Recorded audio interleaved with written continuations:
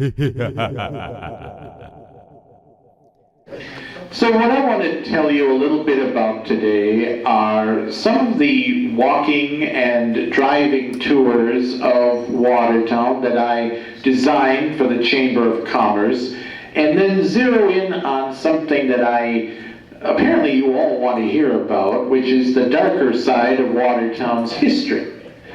Now, I thought I was the only one that was particularly interested in that sort of subject, so it surprises me to see so many nice, respectable-looking people here in the audience that want to know about prostitution rings and murders and hauntings. It makes me wonder what sort of people you really are, you know?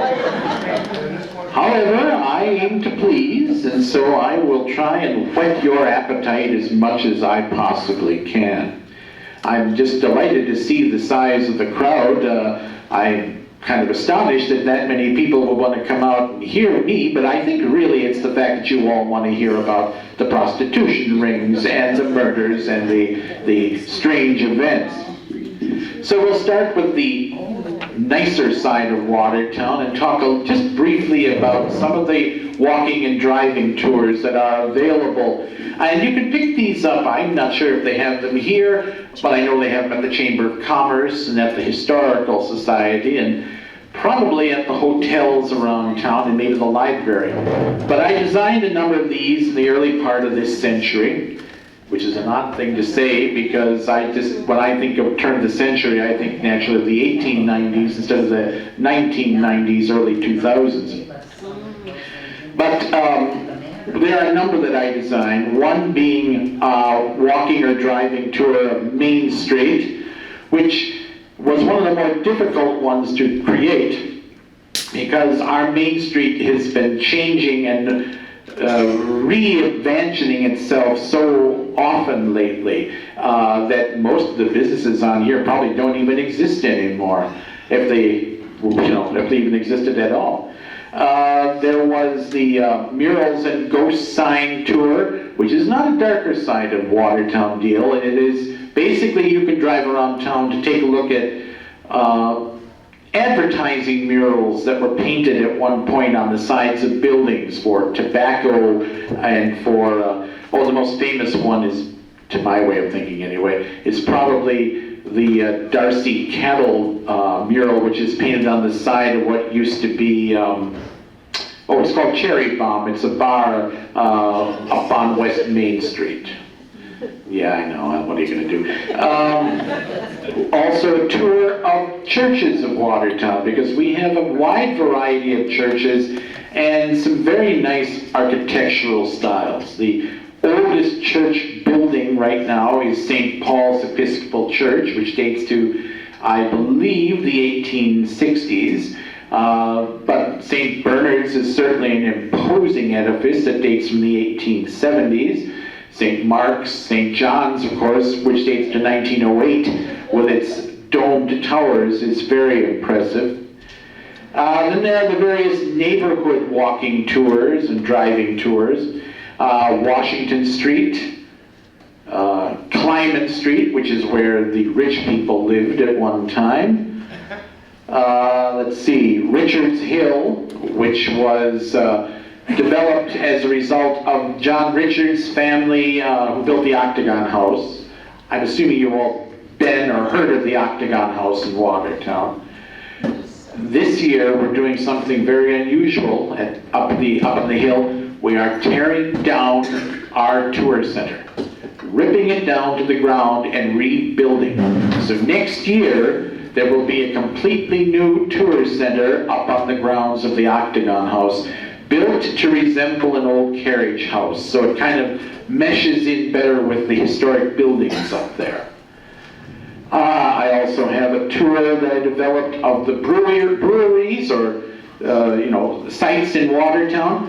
I've been interested in the brewing history of Watertown for over 40 years. I've been researching it ever since I discovered that I had a great-great-grandfather who founded the first German brewery in Watertown, located where Breslow's Market is today on Katy Street.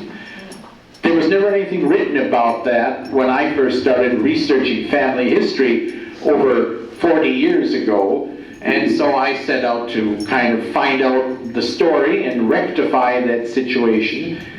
And I discovered, to my surprise, that there were actually newspapers published in Watertown starting in 1847. Now, I, like so many others, thought that history only began when I was born, and that there was nothing before I came on the scene. So to know that there were actually stories and newspapers and what have you going back to 1847 was a revelation to me. And I don't advise it, but to read the newspapers is the only way to get first-hand information a lot of times. So I spent a year reading every newspaper that was published in Watertown from 1847 to 1855. I had no life at that point. I still have no life when you get right down to it, although I shouldn't say that. She lives in Helenville, but I don't see her as often as I would like. So I have a lot of free time on my hands. But reading the papers is the best way to get the skinny, as it were, on what happened in Watertown. And then, of course, there is also a tour of the darker side of Watertown. Now, this is a very pared down, very small tour of some of the more, well, I don't know what you would call it, lowlights of Watertown, as it were.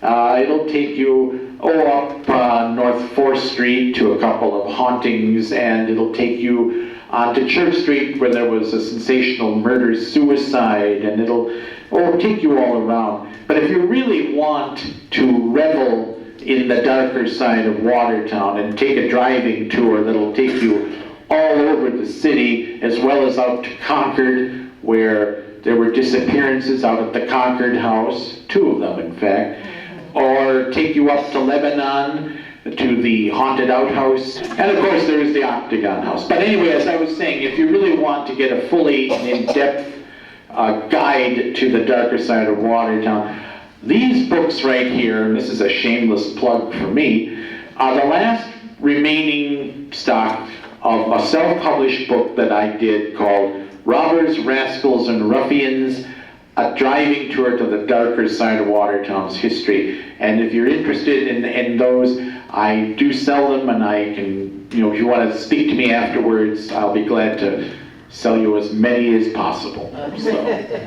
So these walking tours are available for free, and if you have a lazy Sunday afternoon or company in that you don't particularly care for, and you figure, let's get them out of the house and drive them around the city until they get tired or until their bus comes, then this is the things for you, and so I would pick them up. It also pays to know a little bit about, and appreciate a little bit about your city's history. There is a saying that goes, and I hope I'm not misquoting it, those that don't learn from history are doomed to repeat it. So I think it pays to know from whence you came, and to preserve things for the future. I like the past. I like Watertown history. I collect, another shameless plug for myself, I collect old Watertown memorabilia, postcards, photographs, state directories, yearbooks, all of that sort of thing. I revel in the past because sometimes living in the past is a lot more preferable than living in the present time. I have my own opinions and feelings on the way things are changing in the city, but that's my opinion, and it's dangerous to have an opinion, so I don't really share it. But I'm just not comfortable with some of it. But that's progress of a sort, and we just grin and bear it and push our feelings deep down inside, and later on go on a knife-wielding rampage, when you turn 50 or 60. But there you go. Fortunately, I got 3 years to go, so there we go. So those are the walking tours, and I hope that if you've never seen them before, that you will seek them out, because they're really, I'm quite proud of them. They took a bit of time to develop. And it does take you all over. The only thing I, of course, caution everybody who goes on these tours is that, apart from the Octagon House, of course, you can't walk up to the door and pound on it and say, "Can I come in and see where the guy was killed?" You know? Although some of the folks might let you in, you never can tell. I mean, sometimes you just got to take the bull by the horns, but I wouldn't if I were you. Dog bites are very serious, and gunshot wounds are even more serious. So, I'll tell you a little bit about some of the darker aspects of our city's history.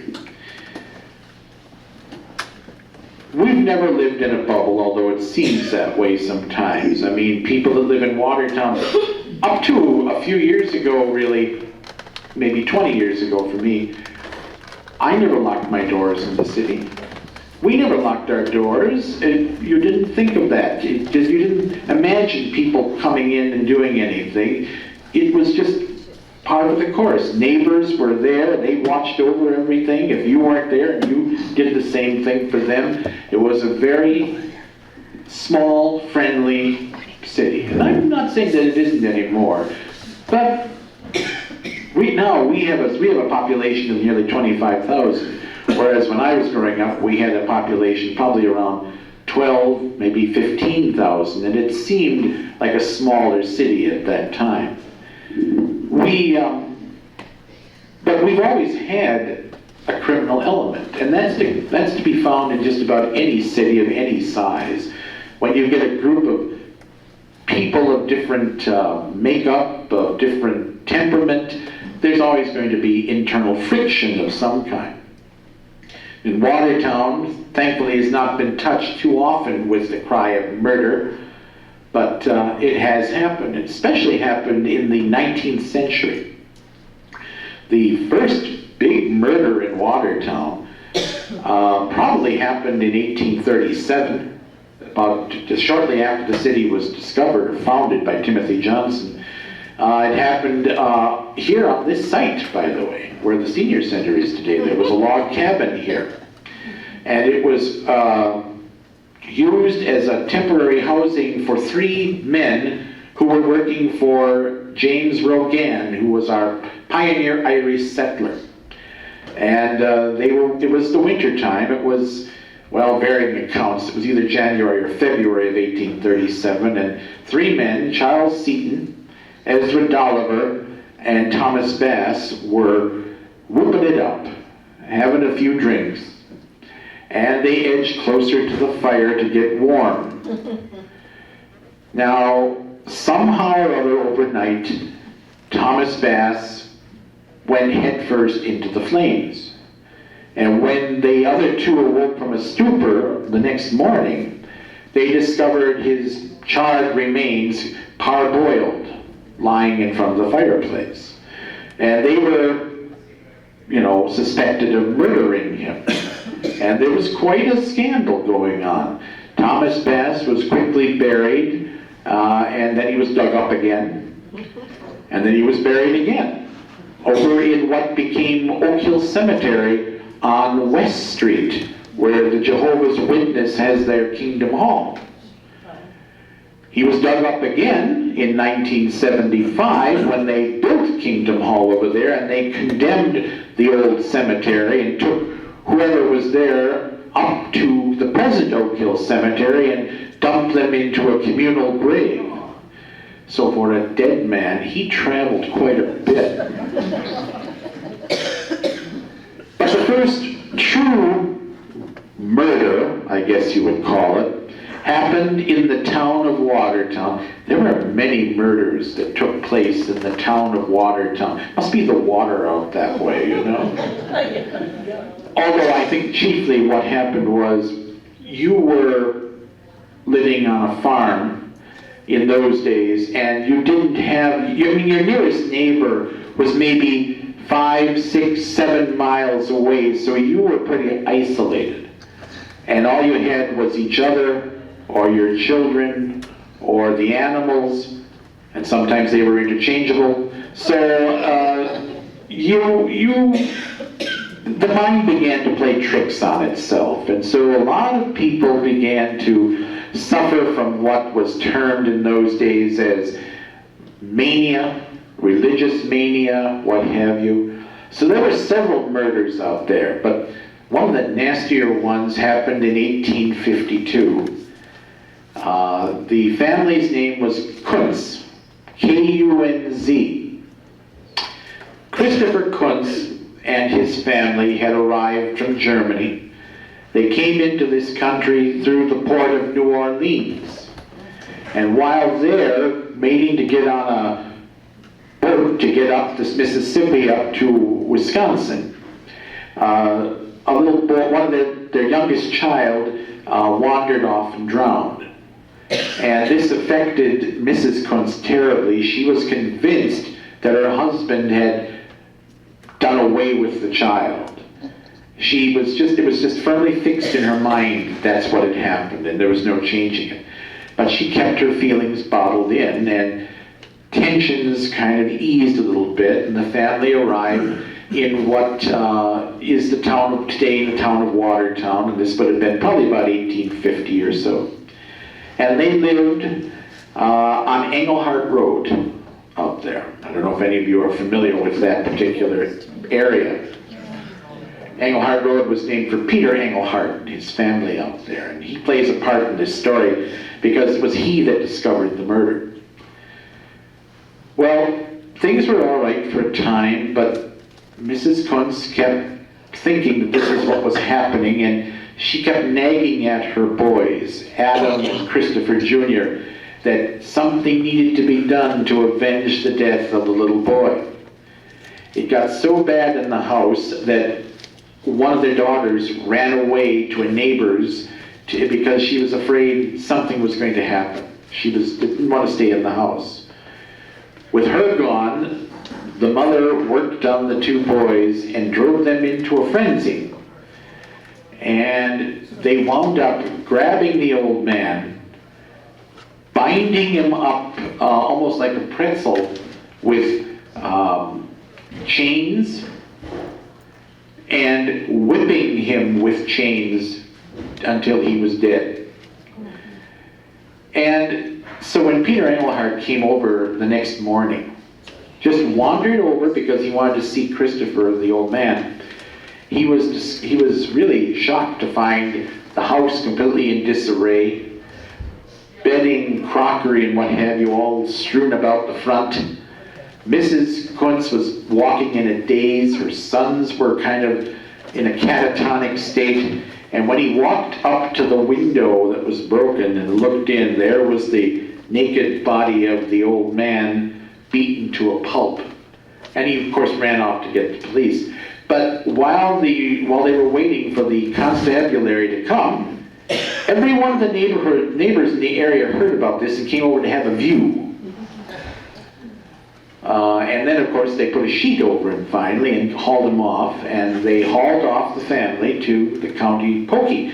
Actually, they took them to jail in Watertown, which was where the Central Block is. It's a kitchen store now, but there was a jail on that site that was built so low to the ground that you could not rise. You had to crouch or lay down in your cells. You could not stand in it. It was a deterrent. And they had a court case, and the jury found very quickly, it was only about a 2-day case, which is unusual, it was swift justice in those days, that the old lady was not guilty, and the oldest boy who did most of the work was not guilty by reason of insanity, which was one of the very first uses of that defense in the state of Wisconsin. We have so much to be proud of here in Watertown. Not only the home of the first kindergarten and the astronaut Brandenstein and the first free textbooks in the state in 1876, we're also the home of the first not guilty by reason of insanity defense. So we have a lot to be proud of. There were other murders in the town of Watertown. There was the Gamble murder in 1869, where Thomas Gamble came home after a drunken spree, chased his wife around the house and shot her with a double-barrel shotgun. And he was later pardoned, because he was under the influence of liquor. Some of those cases I don't editorialize. I just let them sit as they are and just let you wonder about that, as I do. There was the Schnepp murder case in 1868, where they found the remains of a man in a burning brush pile, and they were convinced that his eldest son had done him in. That almost led to a lynching in Watertown, the first and only time I ever heard of such a thing here in the city. But ultimately he was let off. He was found not guilty because a neighbor who had come back from the Civil War mentally unbalanced confessed to killing the old man and burning his body in the brush heap. So that was another case. One of the more celebrated murder cases happened in 1874, the Brooker murder case, which is sort of an interesting one when you get right down to it, if you call it that. Was John Brooker, who again was an abusive drunk and who beat his second wife and stepdaughters and forced them to work long, hard labor. And so while the daughters went out one night, he came in drunk, and they were sent outdoors to unhitch the horses. The mother came running out the door of the house and said, "Someone came in and killed father." And when they came in, they found the old man lying, sitting on a settee, his head caved in, and his last words were, "Mina, did you do this? Or why did you do this?" And then they stood there and watched as his body slumped down and fell off the sofa and landed on the floor. Well, the word went out, and they went to fetch a neighbor. And the neighbor came over, got to the threshold of the door, wouldn't go any further because, well, you never know, there might be more people lurking around. So he went off to get a neighbor. The two neighbors came back. Once again, they stopped at the threshold, wouldn't go any further because there might be more people inside.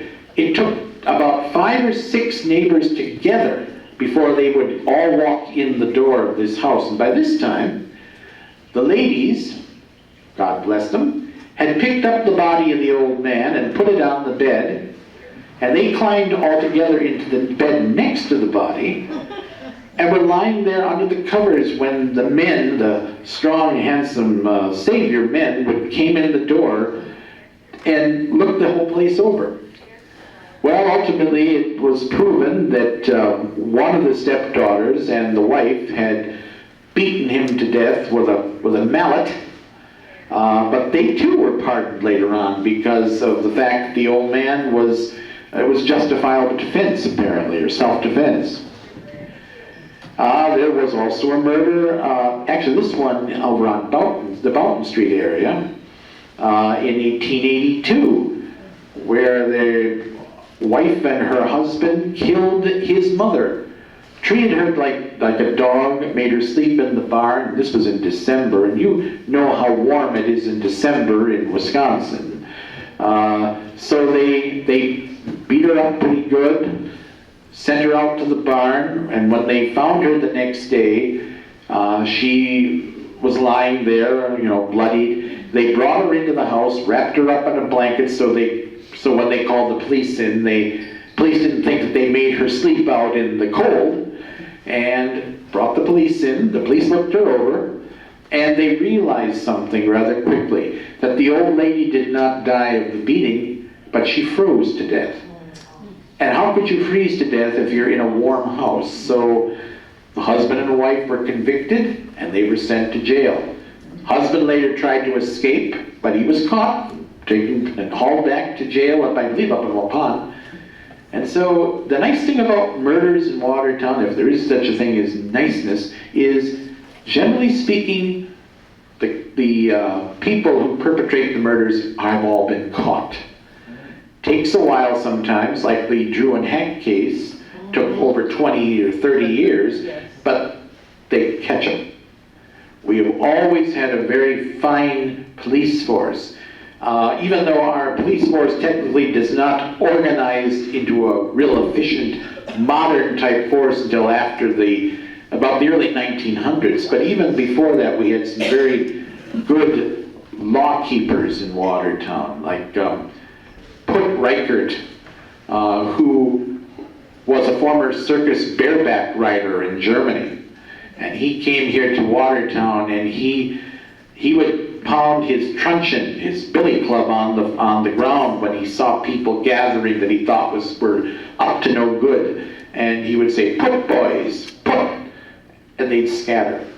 The one time that somebody got away from him, it was that he chased them to the river's edge, and the guy jumped into the Rock River and swam across to get away from him. They couldn't chase him.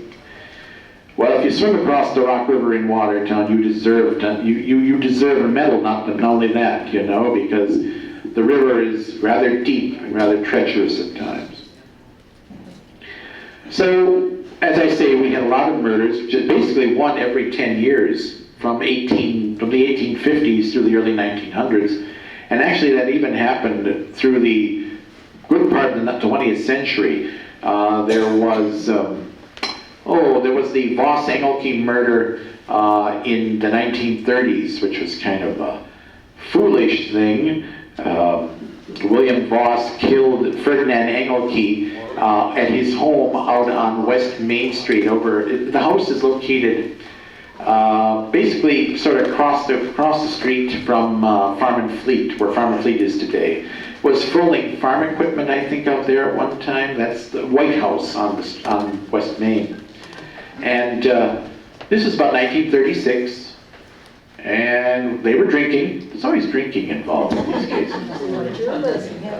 And they got into an argument because William Voss saw a picture of a woman on the wall, and he accused Ferdinand Engelke of, is that your girlfriend? And the other guy took offense to it.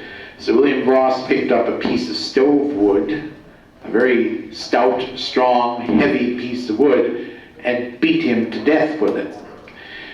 And then, in order to try and cover up the crime, he poured furniture polish all over the body and set it ablaze. Unfortunately, the furniture polish did not catch fire, but it did leave Engelke with a high gloss shine. And William Voss was arrested and sent to prison. And so the story goes, I'm not sure if it's true or not, I haven't really looked into that too closely, but he got out later on, and he was walking on the railroad tracks, and he was deaf, and a train hit him, and that was the end. There were a lot of people that did foolish things around the railroad tracks in those days, too.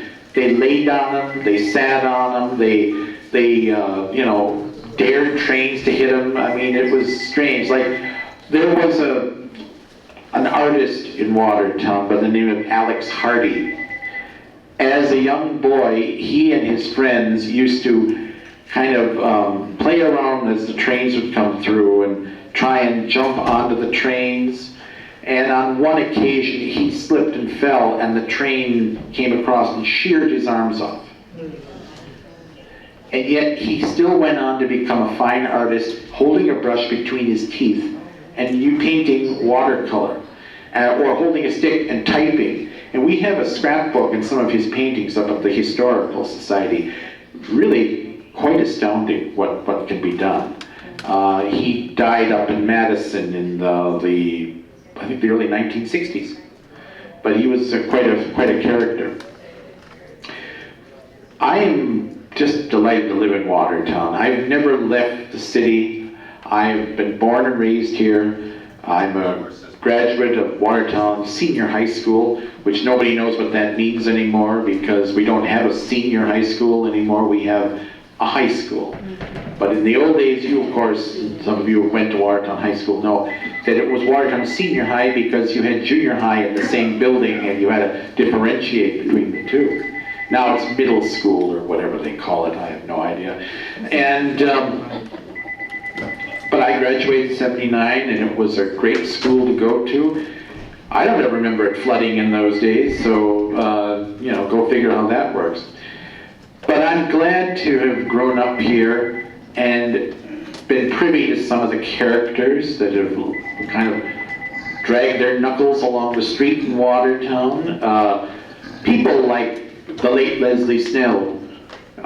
Some of you might remember him, or if I told you, he was the man dressed in black who used to push the lawnmowers all summer long, or carry a shovel on his back for shoveling snow in the winter time.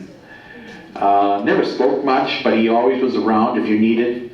Or my distant relation who used to carry the stuffed skunk under his arm.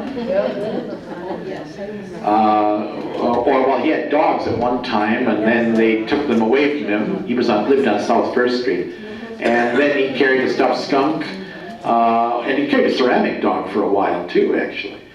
And then there was, well, let's see now. I'm trying to think now. There was a fellow by the name of Gravy Train who he was a professional mourner. He would go to every funeral he could for the free meal. Not a bad gig when you get right down to it. Go, kind of break in on weddings and do that too, I suppose. So we've had a lot of interesting characters. There was one woman in town who was known, well, she was known for her rather eccentric way of letting her numerous lovers know that she was available.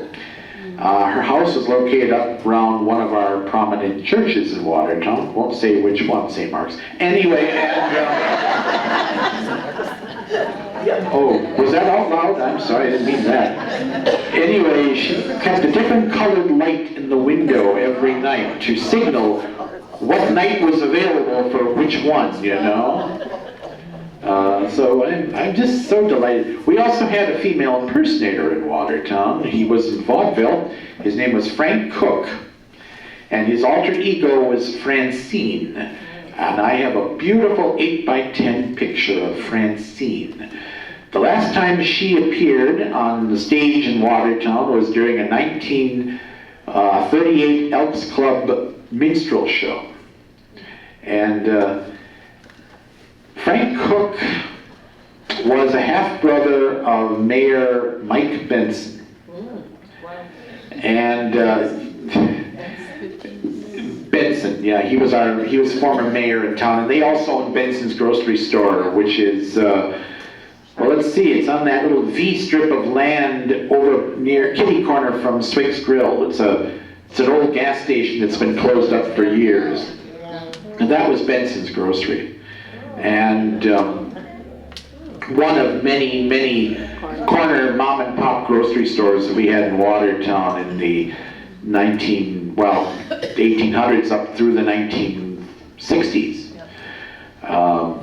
But if you've ever seen a picture of an overweight, middle-aged man wearing a dress and a wig, then that's kind of how you would think Francine is, because he may have been shapely and fooled people at one time, but there was no fooling anybody by the 1930s. He later became a barman at the Carlton Hotel and died in the late 40s. So that's the story of Frank Cook. He's buried up at Manual Cemetery in Watertown. I want to mention a little bit about the supernatural in the city. But before I do that, though, let's talk about prostitution. Because that's a nice savory segue into that, you know. The ladies, God bless them, you know.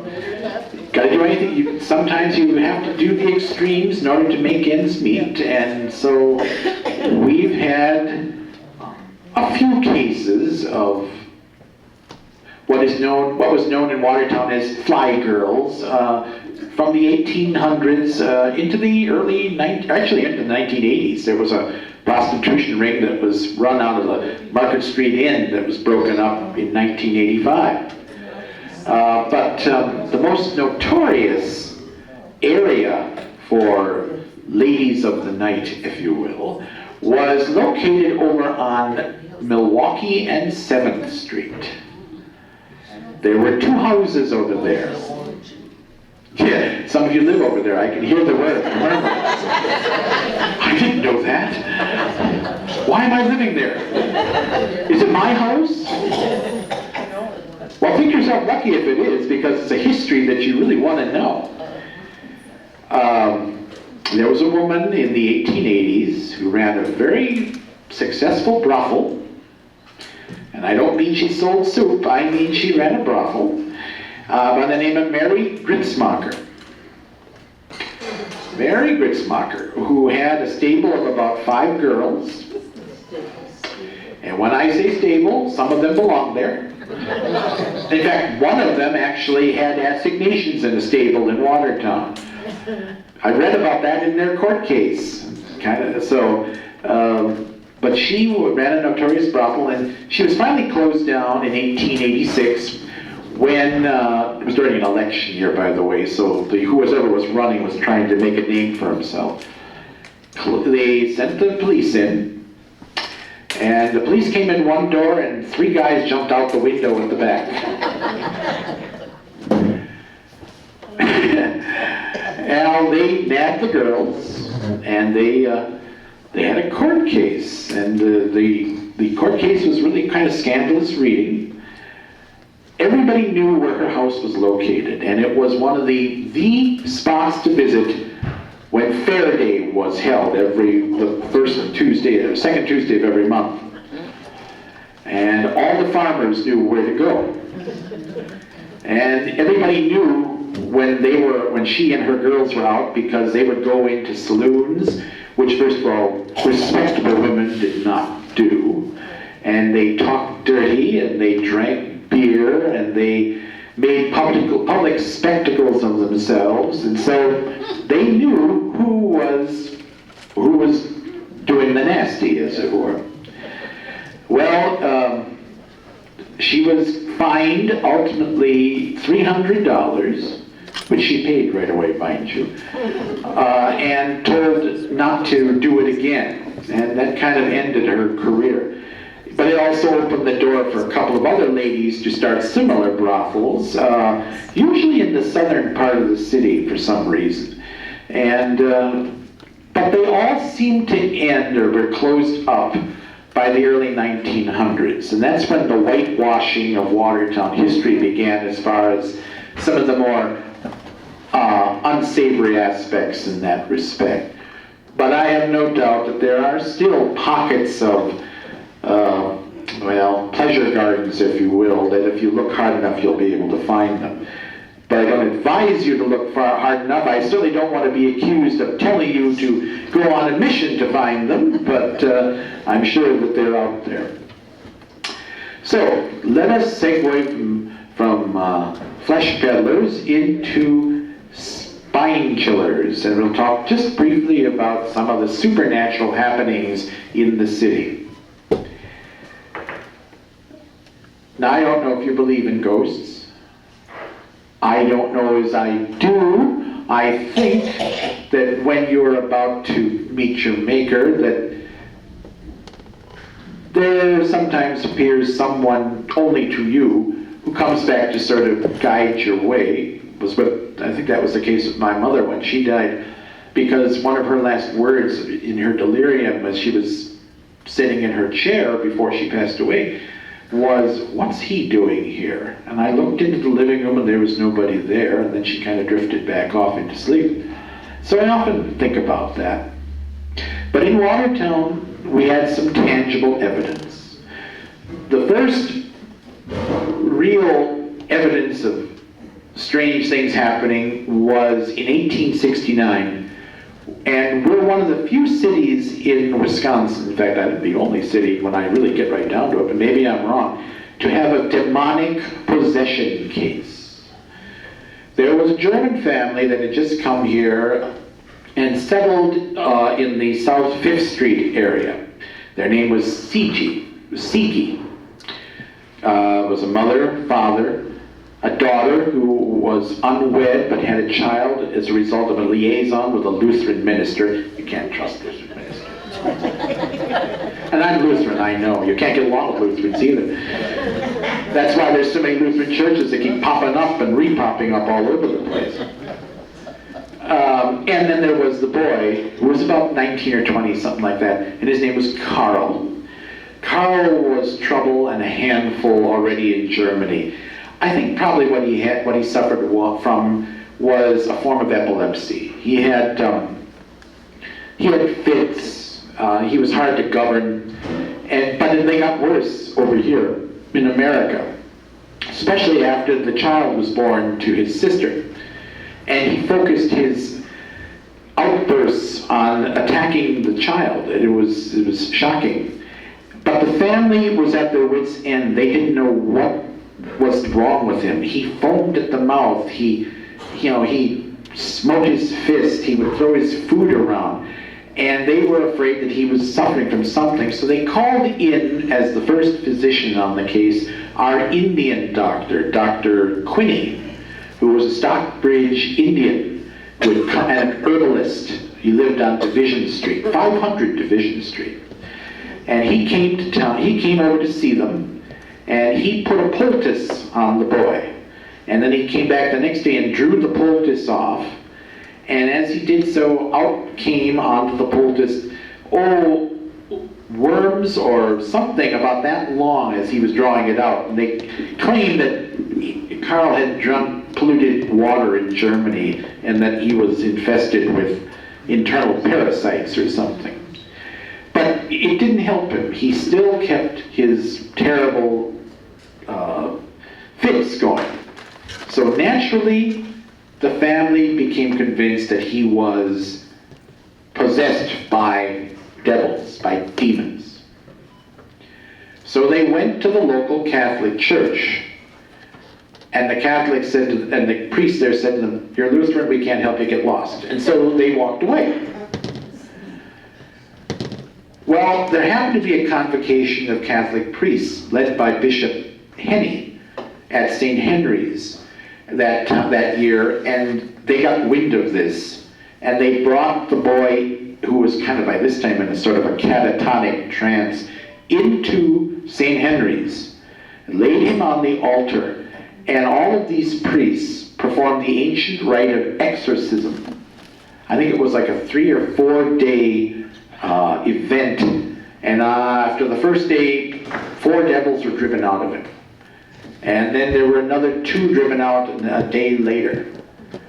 And by the time this was all over with, he was supposedly cured. And not only that, but the family turned Catholic as a result and left the city shortly thereafter. So, God works in a mysterious way, There was the haunting of, there's a house on North 4th Street that supposedly has a haunted front room or sewing room that will not allow you to, there's a presence in there that won't allow you to sit in that room for too long. And there's a walled off cistern in the basement where, again, so I am told, you can hear a child crying. But perhaps the most celebrated supernatural building in Watertown is located on Cleveland Street. It was built by Christian Schmutzler, who was a very gifted stonemason. And it's an unremarkable house when you look at it today, because it's painted sort of a dull, almost a battleship gray, I think. But if you look closely, you can see where the stones are laid and cut, and in the corners of the house are built sort of imitation columns. So a very, very fine example of an old world construction. And from the 1800s and early 1900s, it was a very lovely home, a lovely part of the area. Cleveland Street, Lincoln Street, Hancock, I always call that the sort of the presidential section of Watertown, because the streets are all named after famous presidents or famous politicians, and they jump in and amongst each other here and there, so it's a very old-fashioned feeling of town, probably how Watertown was originally intended to, or was at one time laid out, very close-knit neighborhood. And nobody heard anything about anything going on of an unusual neighbor, unusual occurrence in that house. Distant relation of mine, the Idy family, owned it in the 20s, 30s, I think. And Grandpa Idy built a very fine fireplace in that house. And but later people who bought it tore the fireplace out. And the Idy family are convinced that if there is a ghost in that house, or a poltergeist, it is Grandpa Idy upset because they tore out his fireplace. Well, the first time that I or anybody was aware that strange things were happening in that house was about 1977, 78. It was a rental property at that time. And there was a family, a mother, father, and 2 small children, a boy and a girl, living in that house. And all was well. They moved in. Father worked nights, so mother was left alone. And as she would sit and watch television, she would feel a cold breeze on her neck, but there was no window open. And there doesn't seem to be a draft of any kind, but yet there was an unearthly chill.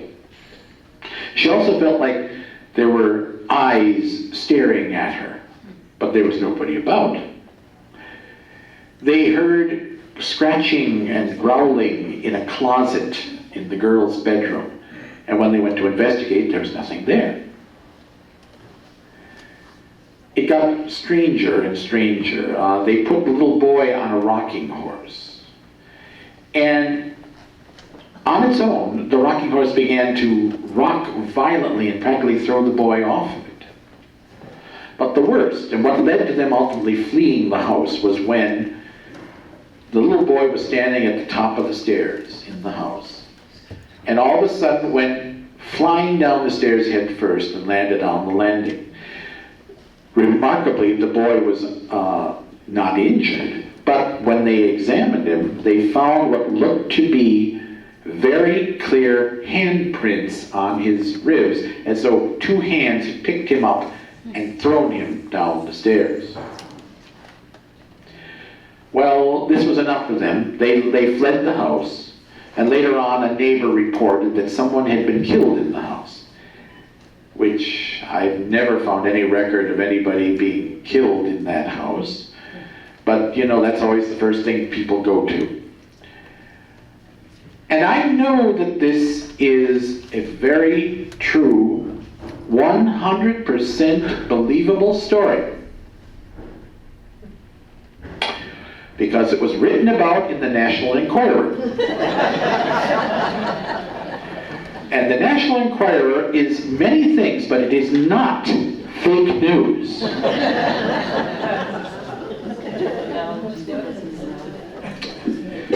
Since that time, through the power of suggestion, I think people have come and gone swearing that they have been haunted by something there, but I have no idea if that's the case or not. I've never been in the house.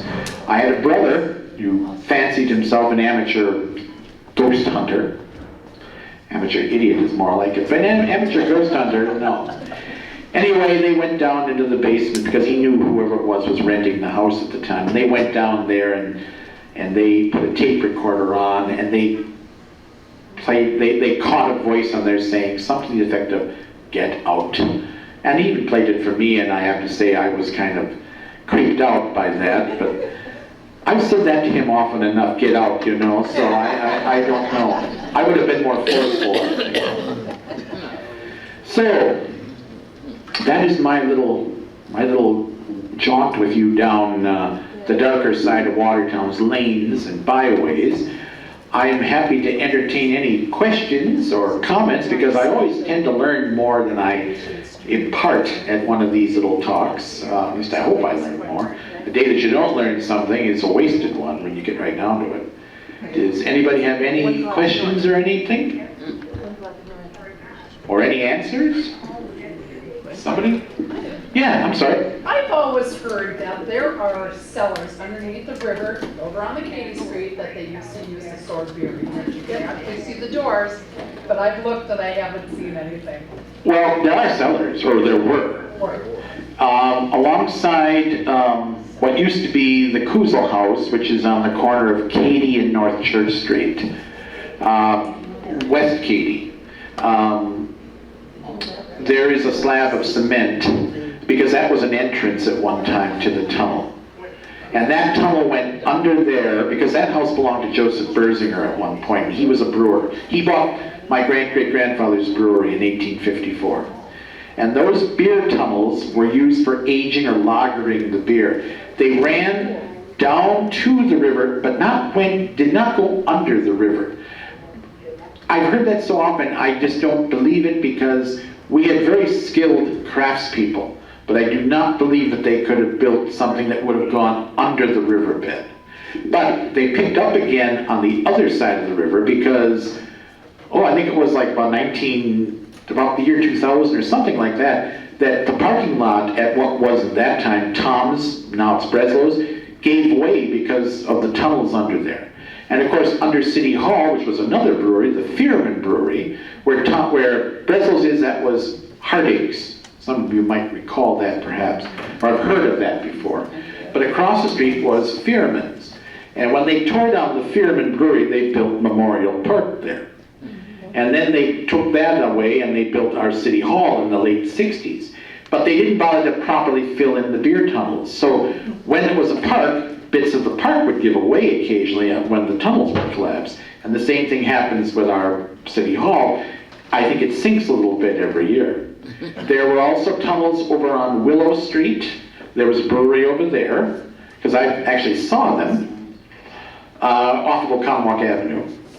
And I think there may be a tunnel or so over in the vicinity of what is now Maranatha. In fact, I know that there is apparently a tunnel that takes you, I don't know where the entrance is though, but it takes you right over to Maranatha. And there was a brewery out on West Main Street at one time that was owned by,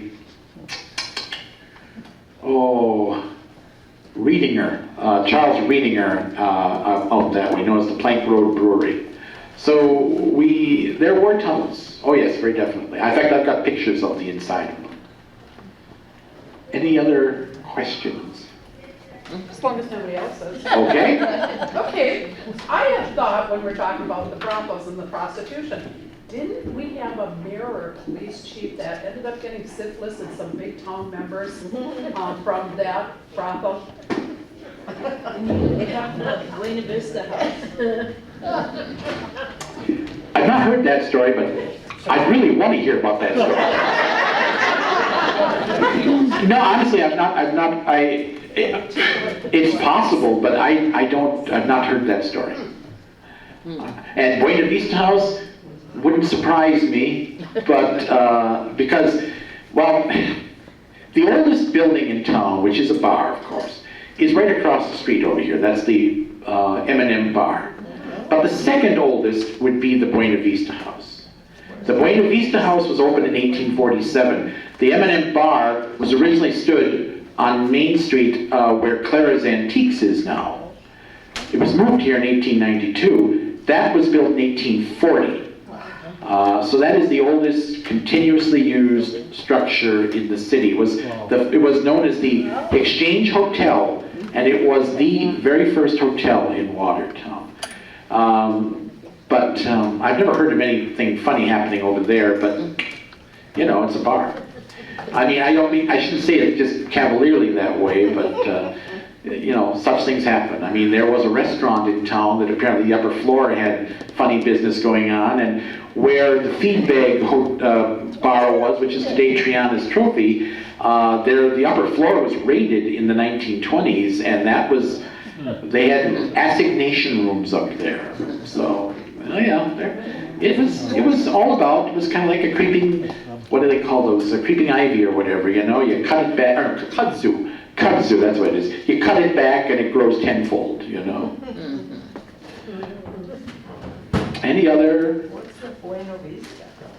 It's called, Yangers now? Right.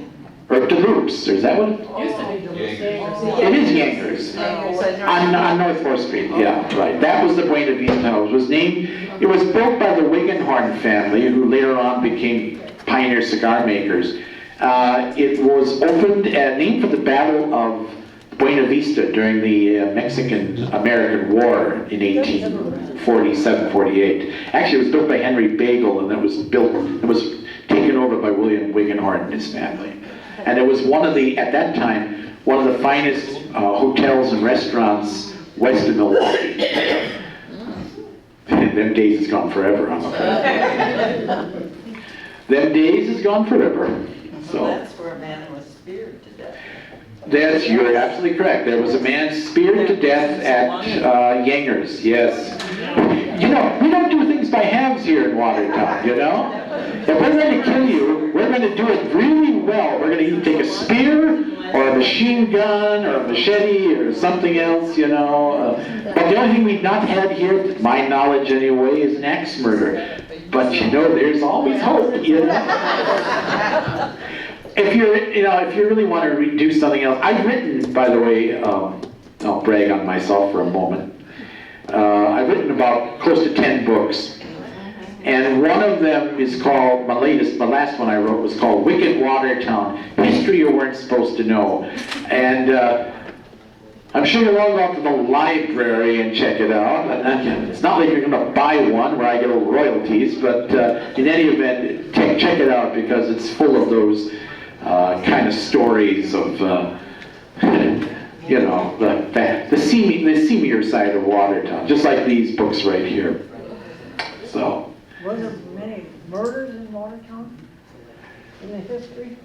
Yes, well, like I say, there was a murder every 10 years from 1852 to the 1890s, and then there were murders in, I would say, probably from the 1930s. There was a big one. The 80s all of a sudden had a big outcropping of murders. There was the murder-suicide on North Church Street, the Reeder family, where she was a mail lady, and he was out of work, and it was a late summer day, and he was convinced that she was cheating on him. And the house was sealed up because they were going to be going on vacation shortly thereafter. So they started to argue on the first floor.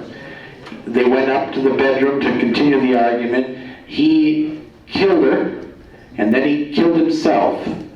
And they did not find the bodies for about 2 weeks. And when they finally found them,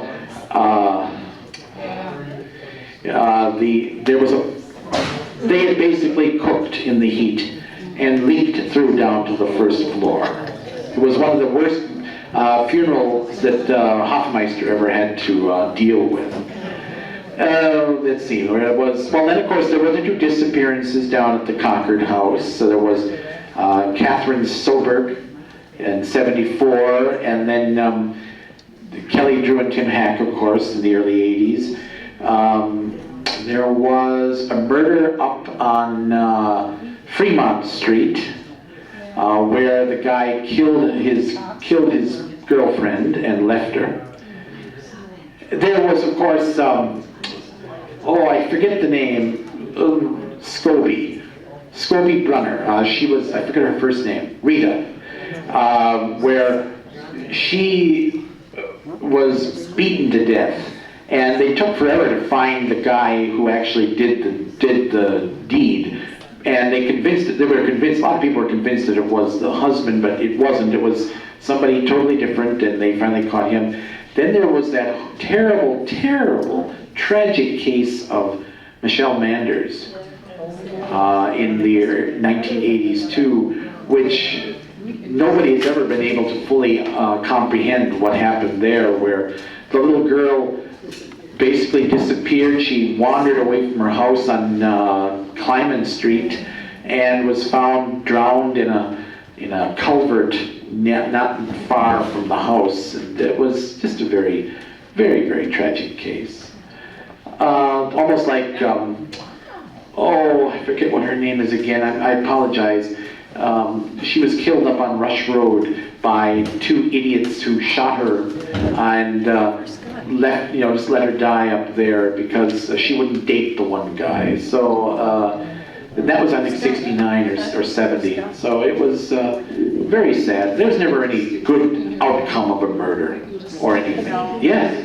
One of the things I noticed in Watertown, it looks like on part of your walking tours and everything, how many funeral homes did Watertown have at one point? Because you can tell some of these buildings, Yes. they've had funeral homes Yes, that they much. were. Well, in Watertown, the rule of thumb is always this.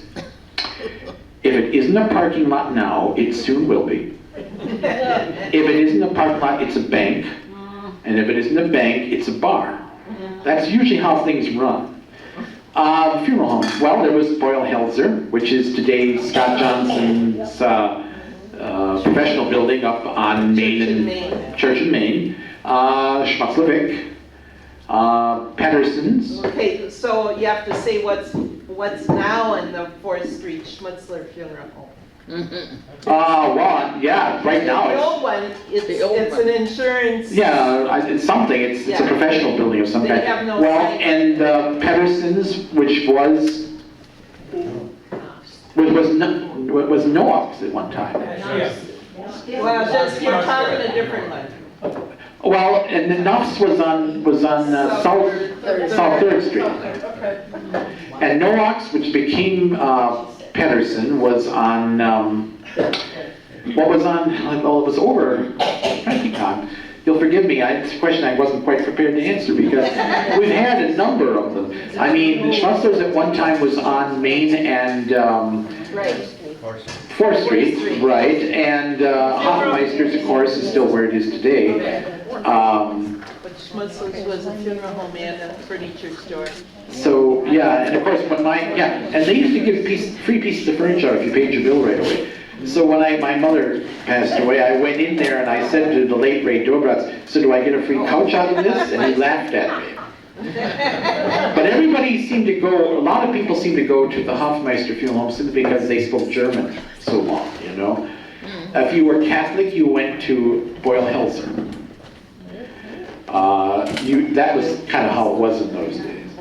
But Schmutzler Vic is still a very fine funeral. Well, they're all fine funeral homes. I mean, they serve a much needed and valued purpose. And I'm not saying it because I'm looking for a discount, but no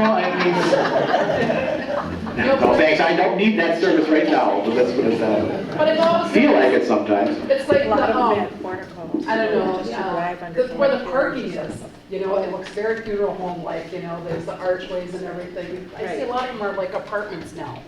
That I think that Or would be the one. one on North 4th Street is a business office. But on South Court, there's the post office someplace, there's Yes, one there's too, some, that's. That's what it's Well, Nuff's is a large sort of a house. It's located a block behind, South Third, a block behind the ESC. It's basically a couple of blocks over that way. That's what Nuff's used to be.